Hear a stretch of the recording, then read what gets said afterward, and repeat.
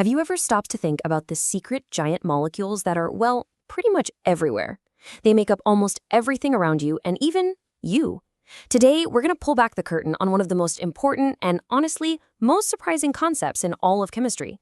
Now, this is part 13 of a 20-part series on chemistry from Virtualization Options LLC, and believe me, today we're zeroing in on a topic that has a truly giant impact on our world. So to get started, let's play a little game. I've got a puzzle for you. What do 3 things that seem completely unrelated actually have in common? The answer? It reveals this really profound hidden connection. Okay, here they are, the blueprint of life itself, a simple plastic bottle and a bulletproof vest. I mean, think about that for a second. The delicate code that makes you who you are, a disposable bottle, and a piece of life-saving armor. What could possibly link all of them together? Well, the answer isn't some tricky riddle. It's a very specific class of enormous molecules. I'm talking the unsung heroes of both the natural world and, the man-made one. The link, it's polymers. That's it. Your DNA, that plastic bottle, that bulletproof vest, they are all polymers. So what exactly does that even mean? A polymer is a true giant on the molecular scale. It's built by linking these smaller, repeating units over and over and over again. The name itself actually tells you the whole story. It comes from the Greek poly, which means many, and meros, which means parts. Many parts it's beautifully descriptive.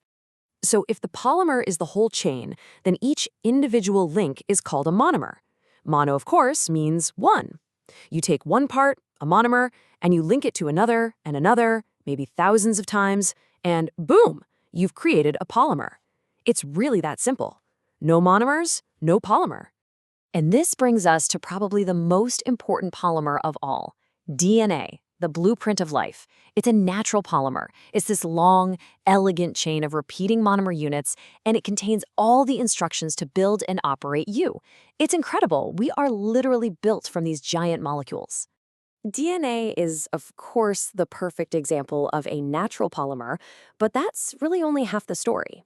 See, polymers fall into 2 main categories, the ones made by nature and the ones created by us. On the natural side, you've got things like cellulose. That's what gives wood its structure, proteins, and even natural rubber. But then you have the synthetic side, and these are the materials that have defined the modern age. Nylon, polyester, PVC, even the Teflon on your nonstick pans. It's like we learned nature's trick of making long chains and then just perfected it in the lab. And that mastery has led to some truly mind-blowing materials. I mean, what if I told you that one of these man-made polymer chains could actually be stronger than steel? It's true. The source material puts it perfectly. Some synthetic polymer fibers, like Kevlar, are stronger than steel by weight. By weight.